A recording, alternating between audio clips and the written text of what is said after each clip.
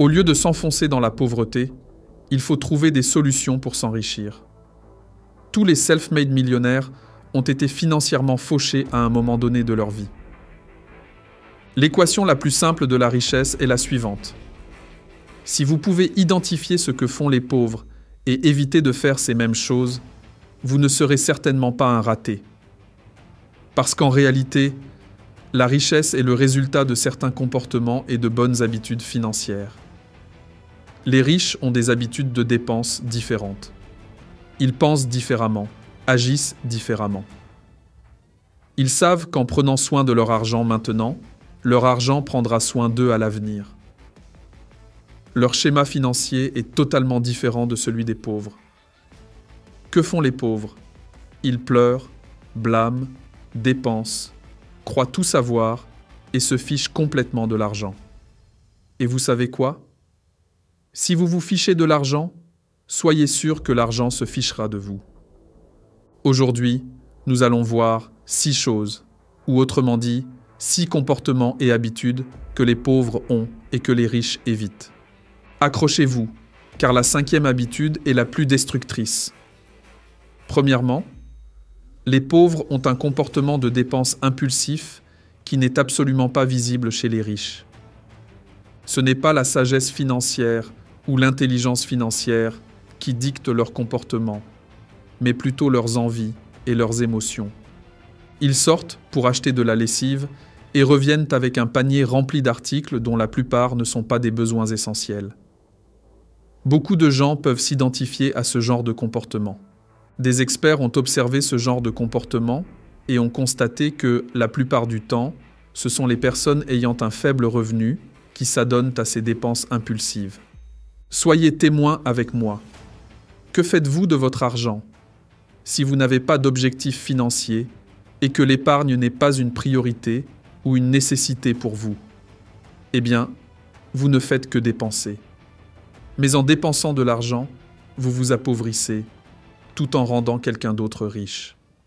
Les dépenses des uns font la richesse des autres. Vous pourriez me dire que les riches aussi dépensent, et vous auriez raison. Mais les riches dépensent différemment, selon leurs priorités. Un riche entrepreneur raconte que lorsqu'il a accumulé beaucoup d'argent, il continuait de conduire une Ford Focus, alors qu'il pouvait se permettre d'acheter n'importe quelle voiture. Simplement, à cette période, acheter une nouvelle voiture n'était pas sa priorité. L'argent qu'il aurait dépensé pour une voiture, il l'a investi dans des actifs. Aujourd'hui, il a une fortune de plus de 200 millions de dollars, vit dans une maison de 25 millions de dollars et possède plusieurs voitures de luxe. Si vous avez une habitude de dépense impulsive, voici le meilleur conseil, arrêtez. Si c'est très difficile pour vous, alors établissez un plan financier chaque mois. Faites un budget au début de chaque mois. Prévoyez vos dépenses et développez l'habitude d'épargner. Ce qui nous amène à la 2e chose que font les pauvres et que les riches ne font pas, et c'est l'absence d'épargne. On dit souvent que l'argent va dans les poches de celui ou celle qui le respecte et le traite le mieux. Les pauvres n'épargnent pas. Et des études ont montré que l'absence d'épargne est souvent visible chez les personnes à faible revenu.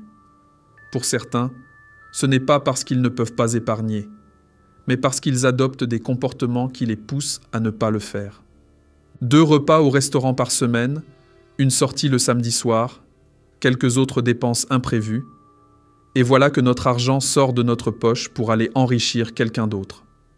Une étude menée en Amérique montre qu'environ 40% des Américains ne peuvent pas couvrir une dépense imprévue de 400 $ sans emprunter ou vendre quelque chose. Tout le monde est capable d'épargner dans la mesure où l'on organise ses priorités financières. Les envies et les émotions sont les ennemis de la création de la richesse. Ce sont elles qui poussent les traders financiers à commettre des erreurs de plusieurs millions d'euros. L'intelligence et la rationalité peuvent vous faire éviter ces erreurs. Épargner aujourd'hui, c'est simplement transférer son pouvoir d'achat dans l'avenir, qui est toujours incertain. La phrase de grand-mère « Épargner pour les jours pluvieux » reste toujours valable. Si vous ne voulez pas être vulnérable face aux imprévus de la vie, si vous ne voulez pas être incapable de prendre soin de vos parents s'il leur arrive quelque chose, Si vous ne voulez pas être incapable de prendre soin de vous-même en cas de problème, si vous voulez vivre sans stress et sans anxiété financière, et vivre dignement le reste de votre vie, alors épargnez. Par contre, si cela ne vous intéresse pas, continuez de ne pas épargner et laissez-vous guider par vos envies et les circonstances. La troisième chose observable chez les pauvres, mais pas chez les riches, est le manque d'ambition. C'est presque une maladie très grave pour laquelle Napoléon Hill estime qu'il n'y a aucun remède. Le manque d'ambition chez les pauvres crée un risque accru de pauvreté intergénérationnelle. C'est-à-dire que la pauvreté se transmet d'une génération à l'autre. Les enfants élevés dans des environnements où l'ambition est faible sont susceptibles d'adopter les mêmes attitudes et comportements, perpétuant ainsi le cycle de pauvreté. Le manque d'ambition et l'absence d'objectifs élevés peuvent réellement détruire votre estime de vous-même et votre confiance en vos capacités. C'est pourquoi Napoléon Hill nous a mis en garde contre cette maladie. Une étude de l'Université de Chicago a révélé que les enfants de familles ambitieuses et bienveillantes ont 10 fois plus de chances de réussir sur le plan financier et académique que ceux qui ne bénéficient pas de ce soutien. Vous savez pourquoi certaines personnes ne sont pas ambitieuses ? Parce qu'elles croient à tort qu'il y a une vertu dans le fait de rester pauvre. Personnellement, je crois qu'il n'y a aucune vertu à rester pauvre. Vous pouvez être pauvre et méchant, tout comme vous pouvez être riche et généreux. De même, vous pouvez être riche et malheureux, ou pauvre et heureux. L'ambition la plus noble et la plus rémunératrice est celle de vouloir trouver un moyen de servir les autres. En faisant cela, vous poursuivez 2 idéaux. Un idéal égoïste qui est de vous enrichir personnellement et de prendre soin de vous, et un idéal altruiste qui est de satisfaire les besoins des autres. La 4e chose que l'on peut observer chez les pauvres, mais pas chez les riches, est le manque de formation continue. Laissez-moi vous dire cette vérité qui m'a frappé lorsque je l'ai entendue pour la première fois. Les gens avec une mentalité de pauvreté croient, souvent de manière très profonde, qu'une fois qu'ils ont terminé leurs études et obtenu leur diplôme, ils ont achevé leur éducation.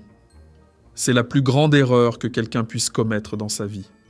Le résultat est qu'on observe chez la population à très faible revenu une absence ahurissante de formation continue. Ils se contentent généralement de leur salaire, de leur emploi et de leur routine. Les rares formations qu'ils suivent sont celles proposées par leur entreprise. Une étude de Tom Corley, auteur de Rich Habits, a montré que 98% des personnes riches passent 30 minutes ou plus chaque jour à lire des livres liés à leur carrière ou à leur développement personnel, contre seulement 2% des personnes pauvres. Je vais vous dire ceci. Dans l'époque où nous vivons actuellement, la seule compétence qui importe réellement est la capacité à apprendre de nouvelles compétences. Autrement dit, la capacité à se former continuellement. Aujourd'hui, plus que jamais, les choses évoluent à un rythme très rapide. Chaque année, et maintenant presque chaque semestre, il y a de nouvelles tendances.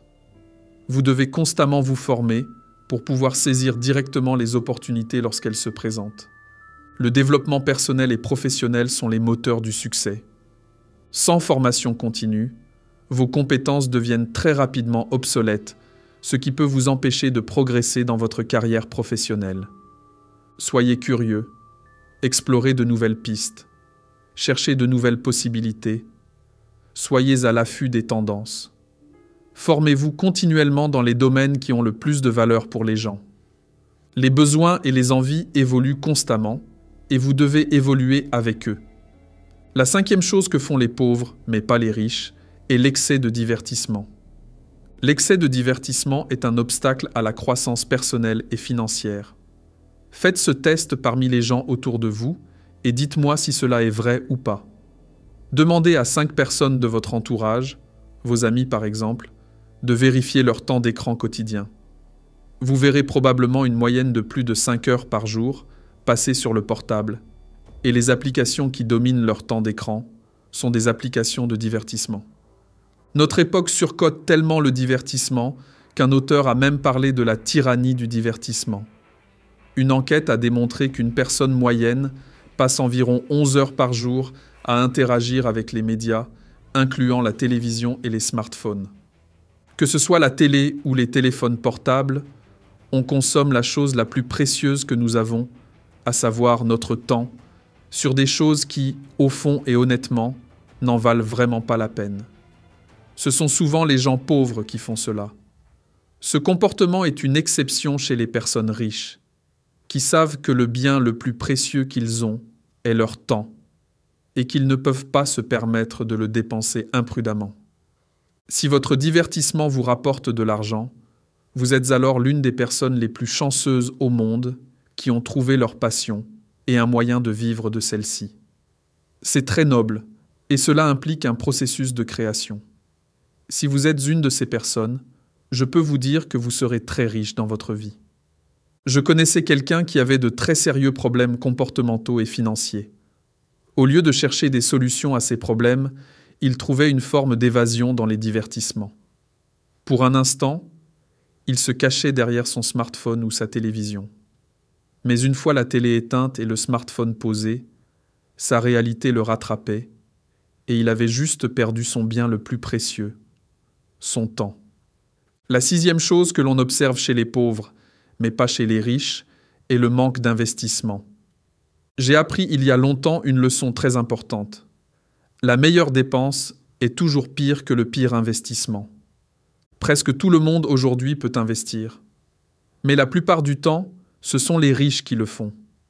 Le manque d'investissement est un comportement fréquent chez les gens pauvres. On peut dire que les pauvres n'investissent pas parce qu'ils n'ont pas de ressources financières suffisantes. Mais je parie que nous connaissons tous quelqu'un qui a de l'argent pour dépenser dans des choses qui ne représentent pas des besoins réels, mais qui n'en a jamais lorsqu'il s'agit d'investir. En fait, je crois que les gens ne se rendent pas compte qu'ils investissent pour eux-mêmes et non pour quelqu'un d'autre. On peut également dire que le manque d'investissement est fréquent chez les personnes pauvres parce qu'elles manquent de connaissances dans le domaine. Mais c'est une excuse faible, car aujourd'hui, tout le monde a un téléphone portable et peut apprendre sur YouTube ou ailleurs. La seule raison valable que je vois pour expliquer pourquoi les pauvres n'investissent pas est que cela demande des efforts. Cela exige de la discipline émotionnelle et parfois physique, ainsi qu'une volonté inébranlable. Chose que la personne moyenne n'a pas envie de faire. Je respecte énormément votre temps, donc je m'arrête là pour aujourd'hui. Si vous voulez une deuxième partie à cette vidéo, likez-la.